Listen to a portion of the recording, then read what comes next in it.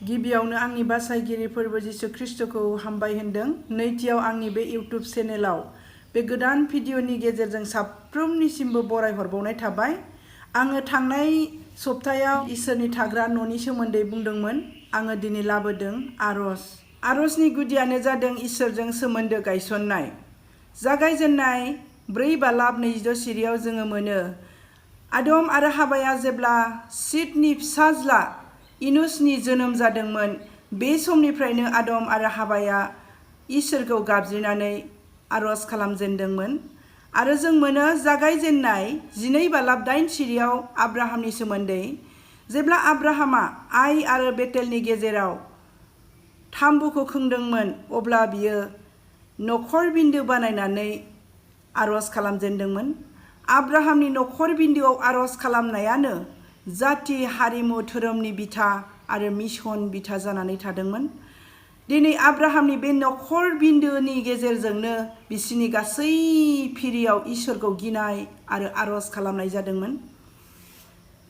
मानसिनि नखरफ्रोमावबो जोंहा बयहाबो बेबायदि मोनफा मोनफा रिजन थायो। दिनै आब्राहामा गथ' गैयामोन, बिनि बिसि साराया सांग्रेमामोन। आरोबाव इसाहाकनि बिसि रेबिकायाबो सांग्रेमामोन, जायनि थाखाय इसाहाकआ 19 बोसोर बेबायदि आरजआव नेनानै दङमोन। दिनै बेबायदि आरजनि फिथाइ जोङो मोननो हादों। जागायजेननाय 25 बालाब 21 सिरियाव इसाहाकआ माबायदि बिसिनि थाखाय आरज खालामदोंमोन। दिनै आरजनि फिथाइ जोङो मोनबाय। एसौ आरो जाकबनि जोनोमा सोमोनांथाव, जायखौ दिनै जोङो इजराइल होननानै जोङो मिथियो, इसोरनि फिसा गिबि होननानै जोङो मिथियो। जाकबनि बिसि राखेलहाबो गथ' गैयामोन। जागायजेननाय 30 बालाब 23 सिरि। जाय राखेल सांग्रेमाया दिनै जसेफ आरो बेन्जामिनखौ जोनोम होदोंमोन, बिसोरो गासैबो आरजजों नेनानै दङमोन। जोङो रामानोगोरनि इलखानानि बिसि हान्नानि सोमोन्दै नायोबाबो जोङो मोनो। बियो सांग्रेमामोन, नाथाय इलखानाया सासे धोरोमिया। बियो जेब्लायबो सिलुआव आरज खालामनो थाङोमोन आरो गावनि बिसि हान्नानि थाखाय बाहाग मोनसे बियो दोनोमोन। जेब्लायबो आरजआव बिसोरो नेनानै दङमोन, जायनि थाखाय दिनै हान्नानि गोरबोआव इसोरनि माहारिनि सेथि नाबि सामुएलनि जोनोमा जानानै फैदोंमोन। जोङो मुंदांखा जिउ जारिमिन जानो थाखाय जोङो इजियावनो जोङो थाबैनो बेबायदि फिथाइखौ मोननो हाया। जोंनि मोनफ्रोमबो आन्दोआव बेबायदि बयहाबो जाहोनफोर थायो। बिनिखायनो जोङो आरजजों नेनानै थानांगोन। जोङो गोबां समाव बावगारलाङो। जों आइजोफोरखौ दिनै अखाफोरजों बाइबेला रुजुदों। जेनेसिस चेप्टार 1 16 जोङो नायोबा मोननो हायो। खोमसि हरखौ नेनो थाखाय अखाफोरखौ दादोंमोन। दिनै जों नखरखौ सोरां होनो, नखरनि दुखु खैफोदफोरनि थाखाय आरज खालामनो, जोङो बेबायदि नखरनि स्रां जानो थाखाय जों आइजोफोरखौ इसोरा सोरजिबाय। दिनै जोङो बाइबेलाव बिथोन होजाबाय आरज खालामनो थाखाय। जोंनि नखर, जोंनि गथ' गथाय, जोंनि जाति, जोंनि हारि, जोंनि गासैनिबो थाखाय जोङो आरज खालामनो जोंहा बिबान दङ। दाहा बिजाब 2 बालाब 18 20 सिरि। अ जियन नोगोरनि गर, नोंनि मोदैफ्रा दै दाहारनि समान बोहैथों। गावखौ जिरायनो दाहो, नोङो मेगननि मोदैखौ एसेबो हमथानो नाङा। सिखां, हरसे मानि फोरबोखौ गाबज्रिहर। फोरबोनि मोखाङाव नोंनि गोसोखौ दैनि समान लुनानै होदो। नोंनि जाय फिसाफ्रा रसा नांनानै सरगदुमनि दोंफ्रोमावबो लेलायनानै दङ, बिसोरनि प्राणनि लागै फोरबुनाव आरज गाबदो। हिन्जावफ्रा गाव बामबायनाय, गाव जोनोम होनाय गावनि फिसाखौ सावनानै जाथावगौ खोमा। बे बाथ्रानि गेजेरजों जोङो मिथिनो हाबाय, जों बिमाफोरखौ जोंनि मेगननि मोदैखौ दैनि दाहारनि समान लुनानै होनो होदों आरो जोंनि मेगननि मोदैखौ एसेबो हमथानो होआखै। जोङो जोंनि रसा नांनाय जोंनि फिसाफोरनि थाखाय जोङो आरज खालामनो जों बिबान होजाबाय। थारैनो जोंनि गथ' गथायफोरखौ जोङो मोजां जाजानो लुगैयो। जोङो साफ्रोम बिमा बिफाफ्रा गावनि फिसाखौ मोजां जानायखौ लुबैयो, जायनि थाखाय जोंनि गथ'फोरनि इयुनखौ साफ्रोम बिमा बिफाफ्रा आंनि फिसाया मोजां जाथों, आंनि फिसाया डक्टर इन्जिनियार जाथों, आंनि फिसाया बेबायदि सासे गेदेर मानसि जाथों, जोंहा बयहाबो थांखि दङ। नाथाय जोंनि साननाय बायदि जोङो जाजानो लुगैयो, जोङो इसोरनियाव जोङो आरज खालामा। गोबां जोङो दिनै बावगारलाङो, जोंनि रसा नांनाय फिसाफोरनि थाखाय आरज खालामनो जोंहा बिबान दङ। जोङो बाइबेलाव दिनै बे हान्ना, रेबेका आरो सारामोननि सोमोन्दै गोबां बिमाफोरनि सोमोन्दै जोङो नायनानै मोनबोबाय। बिथांमोननि जिबनावबो बेबायदि नखरनि आन्दोआव गोबां जेंना दङमोन। बिसोर साफ्रोमबो आरजनि गेजेरजों देरहासार जाबोनाय बिमाफोर। दिनै जोङो बाइबेलाव गोबांथार बेबायदि नुनो हायो। जोङो जोंनि फिसाफोरनि थाखाय जोङो आरज खालामनांगौ। गोबां समाव जोङो बिमाफोरा बावगारनानै जोङो बेबायदि संसारनि सिन्ताफोरजों जोङो खोबनानै दोनजायो। खोमसि नखरखौ सोरां होनो थाखाय जों बिमाफोरा दिनै बिबान दङ। जोङो गाव गावनि फिसाफोरनि थाखाय बेबायदि आरजजों जोङो नांथाबनांगौ आरो जोङो बे रसा नांनाय फिसाफोरनि थाखाय जोङो आरज खालामनांगौ। दिनै बाइबेला बुंदों सोरबा बिमाया गाव जोनोम होनाय फिसाखौ सावनानै जाथावगौ खोमा। जोङो बे बाथ्राखौ मा बुजिखो? नंगौ, जोङो जोंनि फिसाफोरखौ दिनै जोङो सावनानै जायाखै। नाथाय बाइबेलाव जोङो मोननो हायो 1 करिन्थियास चैप्टार 6 नि 9-10आव रावबो राखा बिदै लोंग्रा, जिनाहारि खालामग्रा, थगायसुला, लांसुनिया, सेखग्रा बिसोरनि रावबो इसोरनि रायजोआव हाबनो मोननाय नङा होननानै बे बाथ्राखौ बुंदों। अब्ला दिनै द्राखा बिदै लोंग्रा, लांसुनिया, जिनाहारि खालामग्रा बेक्तियानो सोरगोनि रायजोआव हाबनो मोनाबा, अब्ला जोङो बे गथ'फोरखौ थारैनो जोङो बिमाफोरा सावनानै जानाय बिमाफोर बायदि जादों। बिनिखाय अनजाग्रा इसोरनि फिसा आइजो लोगो नोंथांमोन, जोंनि गथ'फोरनि थाखाय जोङो आरजआव जोङो नांथाबनांगोन। दिनै गोबां गथ'फ्रा बेबायदि बिमा बिफानि सिगाङाव दाउसा मावरिया बायदि नम्र, बेबायदि अनजाथाव, नाथाय बाहेराव ओंखारनानै बे गथ'फ्रा माबायदि खालामो जोङो नुनो मोना। मोदाया जोंनि गथ'फोरखौ दिनै निसा लानो फोरोङो, गाज्रि मुवाफोरखौ लोंनो फोरोङो, बिबिसार खालामनो फोरोङो, मिसुलिया बाथ्रा बुंनो फोरोङो। गोबां गाज्रि गाज्रि अश्लील बाथ्राफोरखौ जोंनि गथ'फ्रा बुंगासिनो दङ। जों बिसोरनि प्राणनि लागै बे गाज्रि हुदाफोरखौ नागारहोनो जोङो इसोरनियाव जोङो गथायनो नांगोन। दिनै गोबां गथ'फ्रा बेबायदि ड्राग्स एडिक्टेड, गान्जा, बिरि, सिगारेट बेबायदि गोबांथार बाहायनायखौ जोङो नुनो मोनो। आरो जोंनि गथ'फ्रा दिनै गाज्रिनिफ्राय गाज्रि जालांगासिनो दङ। जों बेफोरनि थाखाय जोङो आरज खालामनो जोंखौ दाथिहै बे दाहा बिजाब 2 बालाब 19निफ्राय 20 सिरियाव जोंखौ दिनै बाइबेला स्पष्ट फोरोंदों। बिनिखाय जोङो रावबो गिनो नाङा, लाजिनो नाङा। गावनि फिसाखौ, गावनि नखरखौ जुदि मोजां जाजानो लुगैयोबा, ख्रिस्टनि नखर बायदि जाजानो लुगैयोबा, दिनै जोङो आरजजों नांथाबनानै थानांगोन। दिनै जोंनि नखर, जोंनि गथ' गथायखौ दैदेनलांनायाव मोजाङै दैदेनलांनाय बायदि दिनै इज्रा दौरियाबो दिनै आहाब्बा दैसा सेराव बेबायदि आरज खालामदों। इज्रा 8 बालाब 21निफ्राय 21 सिरियाव इज्रा दौरिया बुंदों, जोङो जेरै बे आहाब्बा दैसा सेराव जोंनि धोन सम्पति, जोंनि गथ' गथायखौ मोजाङै दैदेनलांनाय बायदि जों आरज खालामबाय, बेबायदिनो जोंखौ दैदेनलांबाय। जोङो बे बाइबेल सिरिनि गेजेरजों जों मिथिनो हादों बिमाफोर साफ्रोमबो जोङो जोंनि नखर गथ' गथायनि थाखाय जोङो आरज खालामनि। आङो आरज खालामाखै होननानै बुङाखै। दिनै गोबां बिमाफ्रा आरज खालामो। बिनिखायनो सोरबाया बेबायदि आरज खालामसेयावबो दिनै जुदि इसोरनिफ्राय मोजां फिनखौ मोनाखैब्ला, आरो आंनि जिबनाव माबाफोर सोलायनांगौ दं नामा, आंनि जिबनाव माबाफोर दंबावो नामा, जोङो बेखौ दांग्रोमनानै नायनि। जोंनि बे इसोरा खोनासंग्रा इसोर। जोंनि बे इसोरा जोंखौ बिनो होदों। दिनै बुंदों बाइबेलाव, मोनसेबो बिसयनि थाखाय जिंगा दासि, जेब्लायबो आरज खालामनायाव नोंनि नांगौफोरखौ मिथिहोदो। दिनै जन चैप्टार 16 24आव बुंदों, दासिम नोंसोरो आंनि मुङै मुंबो बियाखै, नोंसोरो बि, नोंसोरो रंजानायजों सुफुंजानाय बायदि। आरोबाव बुंबावदों जन चैप्टार 14 13आव, आंनि आफाया आंजों समाय होजानाय बायदि, फिसाज्लानि गेजेरजों महिमा नुजानाय बायदि, नोंसोरो आंनि मुङै जेखौनो बिगोन आङो बेखौनो होगोन। नाथाय जों दिनै मानो मोना? माबाफोर जोंनि जिबनाव सोलायनांगौ दं नामा? जोङो बेखौ नायनो नांगोन।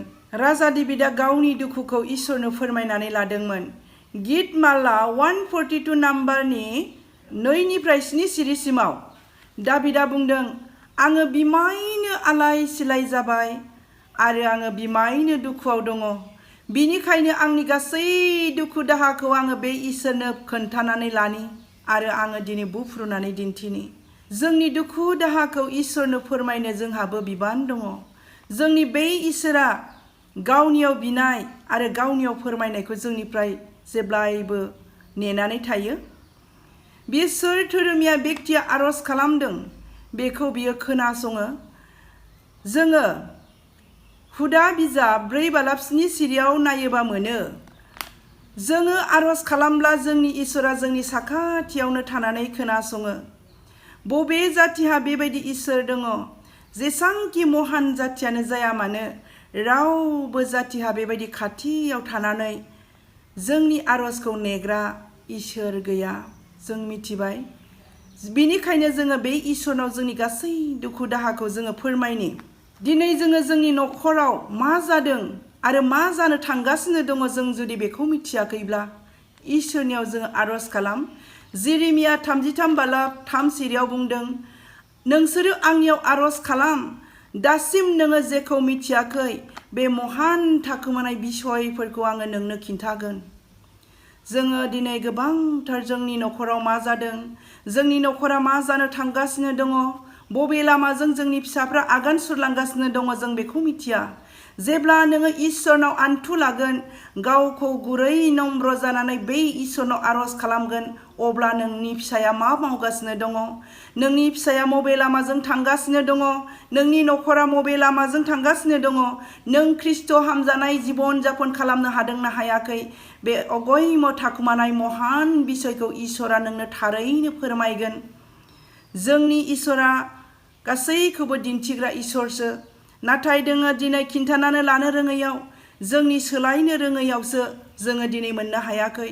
दिनै गितफोरनि 68 नाम्बारनि 13 बुंदों, नोंसोरो मेन्दानि बाथोनाव उन्दुगोन ने?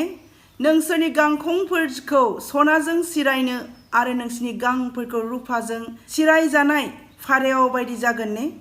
दिनै जोङो सोलायनो रोङैयावसो, दिनै जोङो गुरै जानो रोङैयावसो, जोङो दिनै इसोरनि थोननाय बायदि जोङो बिनो रोङै मानिनो रोङैयावसो दिनै जोङो डास्टबिनाव गारजानाय दाखोर बायदि जोंनि न'खरफोरा जादों। दिनै जौगानो रोङाखै, गथ' गथायनि जिबनाव जोङो बेबायदि मोजां फिथाइ मोनाखै, जोङो गाबनो गोनां जादों, जोङो बिखा संनो गोनां जादों। दिनै समा बारब्ला बेबायदि गथ'फोरखौ जोङो फेंनाया गोब्राब। मानोना गोरलैयावनो औवाखौ फेंखायाब्ला माब्लाबाबो रायोब्ला बेखौ फेंनो हानाय नङा। बिनिखाय जोङो सोलोंनो हानाय जाफुनायावनो गथ'फोरखौ आरज खालामनो थोनदो। गासै हुदाफोरखौ मोजाङै ख्रिस्टियान बिमा बायदि जानानै जोङो फोरोंदो आरो आरजजों जोङो नांथाबनानै थादो। अब्ला जोङो रंजानो मोनगोन। माथाइनि 21-22 सिरियाव बुंदों, नोंसोरो फोथायनानै बिनाय मानिखौ मोनजोबगोन। आरो मार्क 11 अध्यायनि 24 सिरियाव बुंदों, नोंसोरो जेखौ बिदों बेखौ मोनखाबाय होननानै फोथायदो, अब्ला नोंसोरनो होनाय जागोन। जोङो मिथिबाय, जोंनि फोथायनानै बिनाय मानिखौनो मोनजोबगोन। जेखौ बिदों बेखौ मोनखाबाय होननानै फोथायदो, अब्ला नोंसोरनो होनाय जागोन। नाथाय जोङो मानो मोना? इसोरा मालाबाबो नंखाय बुङा। जोंनि इसोरा जेखौ बुङो, जेखौ समाय लायो बेखौ जाफुंहोयो। बिसान बिजाब 23-19 सिरियाव जोङो मोनो। बे इसोरा माब्लाबाबो नंखाय बुंग्रा इसोर नङा।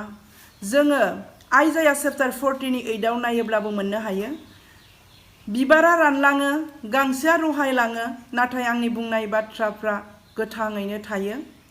आरो बोसोन बिजाबनि 30-5 सिरियाव जोङो नायबा मोननो हायो, गावनि समाय लानाय मानिखौ इसोरा जाफुंहोयो। जायफ्रा बिनिफ्राय बासायजानायखौ नागिरो, बिसोरनि दाहाल बायदि जानानै बियो बासायो। इसोरनि समाय लानायखौ जोङो गासैखौबो जोङो फोथायनो हायो होननानै जों मिथिबाय। बिदिबा जोङो आरजनि फिननायखौ जों मानो मोना?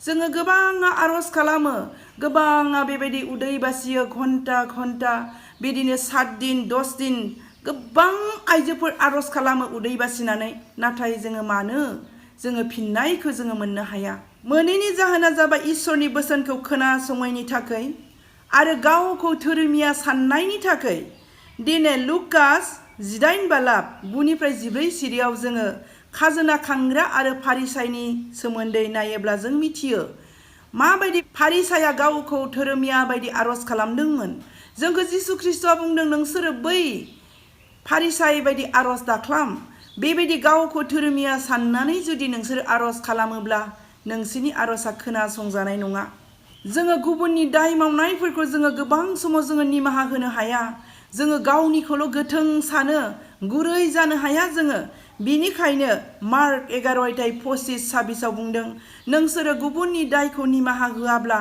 नोंसोरनि हेफाजाबनि थाखाय आरज खालामनाया खोनासंजानाय नङा आरोबाव हावरियाफोरखौ सिबिनो हायै हावरियाफोरखौ अननो हायैनि आरजआबो खोनासंजानाय नङा होननानै बुंदों बोसोन बिजाब 21 बालाब 13 सिरियाव बुंदों नोंसोरो हावरियानि गाबनायखौ खोनासङाब्ला नोंसोरनि हेफाजाबनि थाखाय आरज खालामनायाबो खोनासंजाथारनाय नङा आरजनि फिननायखौ जोङो माब्रै मोननो हायो जोङो नायनि जन चैप्टार 15नि 7आव बुंदों नोंसोरो आंनियाव थायोब्ला आंनि बाथ्राफ्रा नोंसिनियाव थायोब्ला नोंसोरो जेखौनो बिगोन बेखौनो मोनगोन दिनै इसोरनि बाथ्राफ्रा जोंनियाव थायैनि थाखायसो जों आरजनि फिननायफोरखौ मोननो हाया जों बहु स्पष्ट मिथिबाय जकरिया 7 बालाब 12निफ्राय 13 सिरियाव जोङो नायोबा मोननो हायो इसोरा जोंनि आरजखौ मानो खोनासङा बेयाव बुंदों 12 सिरियाव नोंसोरो आंनि नाबिफोरजों होनाय इसोरनि बाथ्राफोरखौ खोनासंनो थाखाय नोंसोरो हिरा अन्थाइनि समान नोंसिनि गोसोफोरखौ खालामबाय बिनिखायनो नोंसोरो जेरै आंनि बाथ्राफोरखौ खोनासङाखै आंबो नोंसोरनि आरजखौ खोनासंथारनाय नङा बे बाथ्राखौ जोङो बेयाव जकरियायाव जोङो स्पष्ट खोनाबाय आरजनि फिननायखौ जों माबायदि खालामब्ला मोनो बेवहाय जोङो मोननो हाबाय 1 जन चैप्टार 1नि 9आव जोङो जोंनि अपराधफोरखौ जोङो सिमान लायोब्ला बे इसोरा गावनि जबानखौ लाखिगोन इसोरा धोरोमियाफोरनि आरजखौसो खोनासङो होननानै जोङो मोनदों 1 पिटार चैप्टार 3नि 12आव जोङो मोनदों आरो 1 जन चैप्टार 5नि 14आव जोङो मोनो इसोरनि गोसोजों गोरोबनायखौ जोङो बिब्लासो इसोरनि हास्थायनाय बायदि बिब्लासो जोंनि आरजआ खोनासंजायो जोङो गोबां समाव जोंनि इच्छा बायदि मोननो हास्थायो गोबां समाव जोङो गावनिखौल' जोङो बियो बेबायदि इसोरनि गोसोखौ जोङो जाफुंनो होआ बेबायदि आरज खालामोब्ला जोङो खोनासंजाथारनाय नङा जों बाइबेलाव मोननो हायो इसोरनि गोसोखौ जाफुंहोनानैसो जोङो आरजखौ खालामनो नांगौ जोंनि आरज खालामनाया जों हास्थायनाय बायदि जोङो बे बुहुमाव मोनाबो जानो हागौ मानोना जोङो दिनै गोबां समाव बेबायदि आरजनि फिननायफोरखौ जों मोननो हाया जोङो जोंनि गथ' गथायनि थाखाय जोङो आरज खालामो जोङो फिथाइ थायनायखौ जोङो मोना जोंनि न'खर जोंनि हालोदफोरखौ लानानै जोंनि न'खरनि हौवाफोरखौ लानानै गोबां जोंनि रांखावरिनि अबस्थाफोरखौ लानानै आंखाल दाहार नांनायफोरखौ लानानै जों बियो नाथाय जोङो मोननो हाया नाथाय जोङो बाइबेलाव मोननो हायो 2 करिन्थिया 12 बालाब 8निफ्राय 9 सिरियाव जोङो मोनो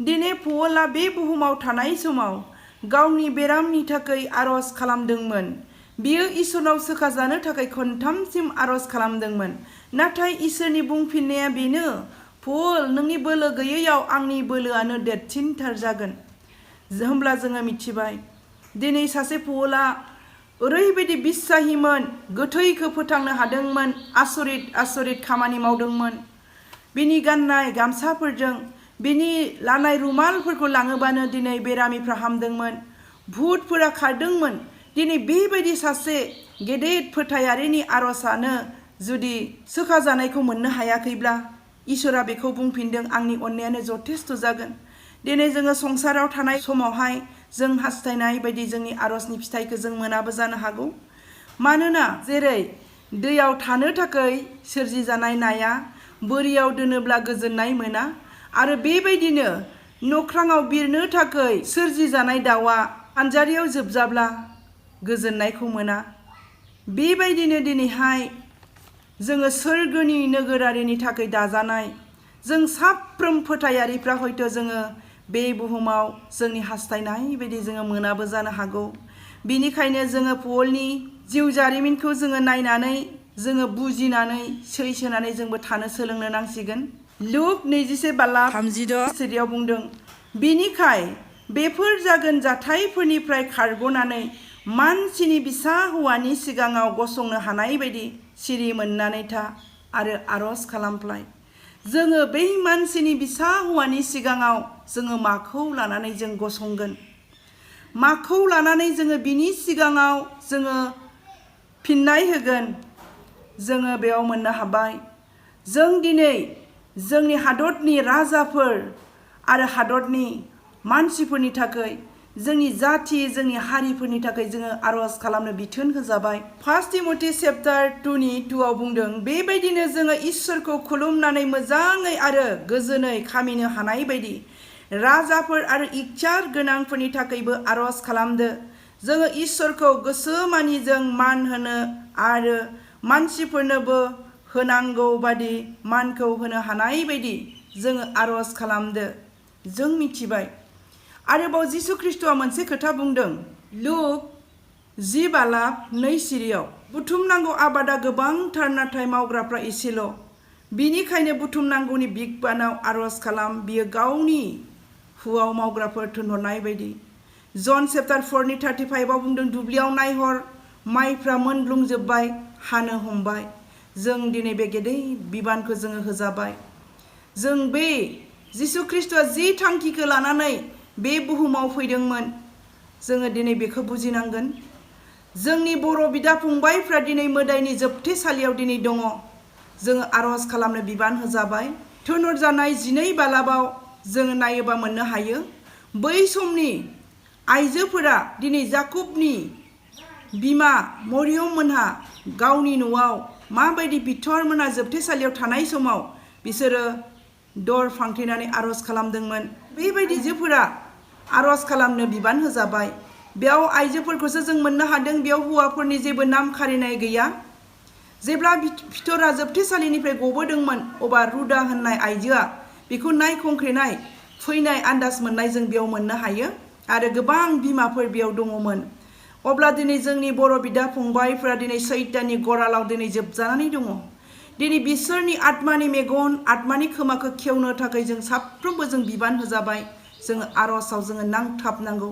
2 करिन्थिया 4:4 बुंदों, बिसोरो फोथाया मानोना बिसोरनि गोसोफ्रा बे संसारनि सैतानजों खोबनानै दोनजाबाय आरो इसोरनि थार महर ख्रिस्ट'नि गाहाम रादाबनिफ्राय नुनाय स्रांखौ सैताना बिसोरखौ नुयै खालामबाय। अब्ला जों खोनाबाय बिसोरनि आत्मानि मेगन बिसोरनि आत्माखौ खेवनो थाखाय जोंहा बिबान दङ। जों बिसोरनि थाखाय जोङो आरज खालामनांगोन। दिनै जिसु ख्रिस्ट'आ बुहुमाव थानाय समाव इब्रिनि 5:7 जोङो नायोबा मोननो हायो बियो बे बुहुमाव थानाय समाव गोबारै गाबनाय मोदै हुगारनायजों बिनि गुरै जानानै बिफा इसोरनि इच्छा बायदि आरज खालामनानै बियो गासै खैफोदनिफ्राय बियो देरहासार जानो हादोंमोन। जोंनि आरजनि फिननाया गोबावजोंबो जानो हागौ एबा बे आरजनि फिननाया लोगो लोगोबो जानो हागौ। जोङो बेखौ नायनि।